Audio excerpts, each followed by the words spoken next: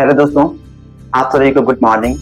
साथियों, आज 11 नवंबर 2025 दिन मंगलवार है और आज मेरा जो है कॉलेज लेवल का कंपटीशन है, जो कि युवा उत्सव 2025 के अंतर्गत जो है कई सारे विधाओं में मैंने भाग लिया था, जिसमें स्पीच, डिबेट और क्विज कंपटीशन में। साथियों, मेरा स्पीच और डिबेट में रैंक लगा था कॉलेज में।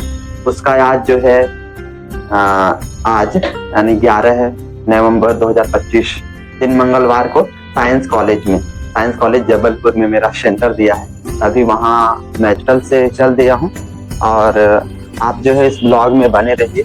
मैं आपको दिखाऊंगा कि जब भी मौका मिलता है कैसा वहाँ का रूल्स रेगुलेशन है, मोबाइल वगैरह अलाउ है अंदर कि नहीं है। यदि मोबाइल अलाउ होगा तो मैं अवश्य दिखाऊंगा आपको कि जैसे कि स्पीच का और डिबेट का। दोस्तों बने रहिए और मजा आएगा दोस्तों। हेलो दोस्तों, पुनः आप सभी को जय हिंद। साथियों, अभी जो टाइमिंग है 7:30 बज चुका है। अभी जस्ट मैं हॉस्टल पहुंचा हूं और जैसा कि मैंने सुबह ही जाते समय बता दिया था कि आज अंतर महाविद्यालय प्रतियोगिता है, जो कि साइंस कॉलेज जबलपुर में किया था। साथियों, सबसे पहले तो कि स्पीच जितना हम तैयार करके गए थे 5 मिनट का, उतना हम वहाँ बोल नहीं पाए। शॉर्ट एंड स्वीट रखे, मतलब वैसे 2.5 से 3 मिनट में स्पीच को मतलब कंप्लीट कर दी। आप स्पीच पहले देखिए। भारत वह भूमि है जहां ज्ञान केवल ग्रंथों में नहीं बल्कि जीवन में उतारे जाते हैं। आज आर्टिफिशियल इंटेलिजेंस का युग है, तो मानव मशीन बनता जा रहा है। वहां भारतीय ज्ञान परंपरा हमें मानव बनना सिखाती है, नमस्कार आदरणीय निर्णायक मंडल, समस्त शिक्षक, मेरे प्रिय सहपाठियों, आप सभी के समक्ष वर्तमान परिदृश्य में भारतीय ज्ञान परंपरा विषय पर विचारार्थ व्यक्त करने के लिए जा रहा हूँ। भारत, जिसे विश्व गुरु कहा गया, इसलिए क्योंकि भारत में वेद, पुराण, उपनिषद और रामायण जैसे ग्रंथ लिखे गए। श्रीमान, यदि हम इसकी भारतीय ज्ञान परंपरा की इतिहास की बात करें तो हमारे यहाँ भारत में विश्वविद्यालय मिलते हैं, जैसे तक्षशिला, नालंदा और विक्रमशिला जैसे विश्वविद्यालय मिलते हैं। इसमें हमें गुरु शिष्य परंपरा का भी उल्लेख मिलता है। श्रीमान, अगर भगवान श्री राम को गुरु वशिष्ठ शिक्षा न देते तो वे आदर्श मर्यादा पुरुषोत्तम नहीं बन पाते। उसी प्रकार से अगर अर्जुन को गुरु द्रोणाचार्य शिक्षा न देते तो वे महान धनुर्धर नहीं बन पाते। महोदय, वर्तमान समय में जो विश्व है वो मोटापे की समस्या से जूझ रहा है, तो भारत में एक महान व्यक्ति हुए हैं पतंजलि, जो कि योग सूत्र दिए हैं। योग सूत्र बताता है कि आप योगाभ्यास करिए और अपनी जीवन शैली को उत्तम बनाइए। महोदय, आज जब भारत युद्ध और अशांति जैसे समस्याओं से जूझ रहा है, तो उसमें भारत कहता है वसुधैव कुटुंबकम, हमारा विश्व पूरा परिवार है। महोदय, भारतीय ज्ञान परंपरा की प्रासंगिकता तब बढ़ जाता है जब नई राष्ट्रीय शिक्षा नीति 2020 में भारतीय ज्ञान परंपरा को पाठ्यक्रम में शामिल कर दिया जाता है। इन्हीं सब सारों को मिलाकर के भारत कहता है तमसो मां ज्योतिर्गमय, अर्थात अंधकार से प्रकाश की ओर चलो। महोदय, इन सब अपनी वाणी को विराम देते हुए मैं चंद लाइन बोलना चाहूंगा कि मैं उस भारत देश का नागरिक हूँ जिसके होठों पर गंगा और हाथों में तिरंगा है। वो भारत जो कभी सत्यम शिवम सुंदरम, कभी वंदे मातरम, कभी पंजाब सिंध गुजरात मराठा, जब उत्तर गंगा है। वो भारत जो हर ठुकराए हुए की सरल स्थली बन जाता है और 7 समंदर पार परदेशियों को भी ब्रदर एंड सिस्टर कह के बुलाता है। यही प्रेम की पूज्य भूमि भारतवर्ष कहलाता है, जय हिंद, जय भारत। फिर अगला बारी आता है वाद विवाद का। वाद विवाद में जो शिक्षा प्रणाली में एआई की भूमिका विषय के पक्ष में मैंने बोला था, तो मैंने तो बोला लेकिन उतने अच्छा से तर्क नहीं दे पाया, क्योंकि मुझे ना एआई का विपक्ष में बहुत ज्यादा पता था, तो अच्छा तैयारी भी नहीं था। लेकिन फिर भी आप मेरे वाद विवाद को भी देखिए। आदरणीय निर्णायक मंडल, शिक्षकगण, मेरे प्रिय सहपाठियों, आप सभी के समक्ष शिक्षा प्रणाली में एआई की भूमिका विषय के पक्ष में अपना विचार व्यक्त करने के लिए जा रहा हूँ। महोदय, जैसे कि मेरे विपक्ष सहपाठियों का पहला ये प्रश्न था कि एआई जो आर्टिफिशियल इंटेलिजेंस है वो बच्चों की सोचने समझने की क्षमता को जो है नष्ट कर देगा अथवा कम कर देगा।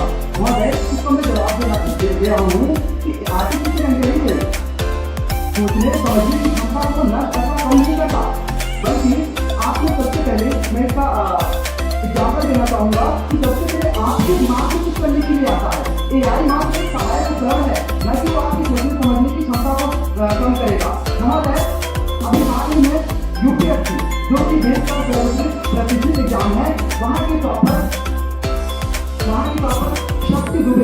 शक्ति दुबे का कहना है कि मैं आर्टिफिशियल इंटेलिजेंस का यूज करके अथवा चैट जीपीटी का यूज करके अपने इंटरव्यू की तैयारी 60% से ज़्यादा की हूँ और वो टॉपर बनी है।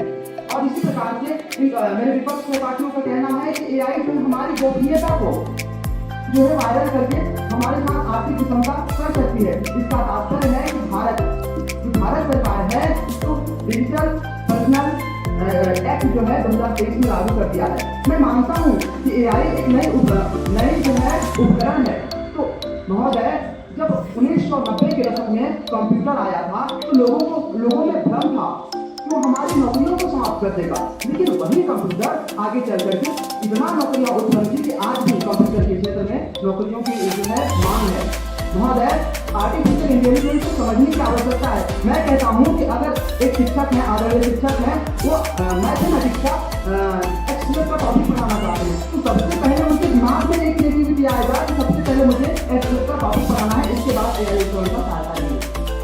महोदय, मेरे विपक्ष सहपाठियों का ये कहना है कि आर्टिफिशियल इंटेलिजेंस जो है कहना है हमारी नैतिक जो क्षमताएं हैं उनको जो है नष्ट करता है, जो हमारे जो अच्छा गुण है उन्हें नष्ट करता है। तो मैं कहना चाहूँगा कि आर्टिफिशियल इंटेलिजेंस हमारी नैतिक क्षमताओं को और सशक्त बनाने में मदद करता है और जो हमारी संस्कृति है उसे संरक्षित करने में महत्वपूर्ण भूमिका निभाता है।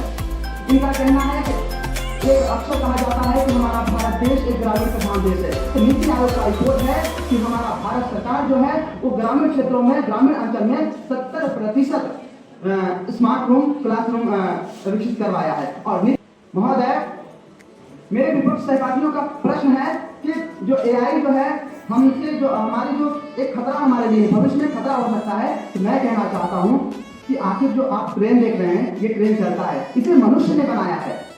अगर 10 मनुष्य उसके सामने चले जाए तो रोड के चला जाएगा, इसमें उसकी ट्रेन की गलती नहीं बल्कि मनुष्य की गलती है। तो मैं कहता हूँ कि एआई का यूज आवश्यकता अनुसार करिए और हर एक चीज का यूज यदि आप आवश्यकता से अधिक करेंगे तो उसका परिणाम भी गलत होगा। महोदय, हाल ही की दैनिक भास्कर का रिपोर्ट है जिसमें कहा गया जिसमें था कि एक यूएस की महिला थी और वो जो है एआई से बात कर रही थी चैट जीपीटी से, और उस समय वो बात थी मुझे दर्द हो रहा है, ऐसा उसने बोली कि मुझे दर्द हो रहा है। उसने वो बताया कि जो है कि क्या समस्या है, तो डिलीवरी थी। उसने तुरंत बिना गवाह बोली कि आप तुरंत चले जाओ हॉस्पिटल अथवा एम्बुलेंस को कॉल करो। तुरंत डॉक्टर ने बोला कि आप यदि 1 मिनट डिले हो जाए तो आपकी जान चली जाती है। महोदय, अंत में अपने विपक्ष सहपाठियों को मैं चंद लाइनों के माध्यम से कुछ पंक्तियां बताना चाहता हूँ। हवाओं को दोष देने से पहले तेलबाजी को भी संभाल ली, सूरज की गर्मी लगे तो सूरज को पोषने से पहले एक सर पे छाता डाल दिया करो। हर बात पर कमी खोजने वालों कभी अपनी खूबियां पहचान लिया करो, कभी अपनी खूबियां पहचान लिया करो। साथियों, तो इस प्रकार से मैंने जो प्रतियोगिताओं में भाग लिया, लेकिन किसी में मेरा जो है रैंक नहीं लगा। तो इसमें मैं अपनी ही जो है कमियों को मानता हूँ, इसलिए जो है अच्छा मैंने रैंक नहीं लगा। और जब मैं ये आप लोगों के साथ शेयर कर रहा हूँ तो मुझे एक पंक्ति याद आ रहा है। जीतने का मतलब ये नहीं होता है कि आप हर बार प्रथम आ रहे हैं, लेकिन आप जो है बेहतर कर रहे हैं। तो मतलब अच्छा लगा और बाकी प्रयास करेंगे जब अगली बार किसी भी कॉम्पिटिशन में हम भाग लेंगे और कुछ भी कार्य करेंगे, हम आज की जो गलतियां हैं हमारे, इन्हें हम नहीं दोहराएंगे बल्कि बेहतर करने का प्रयास करेंगे।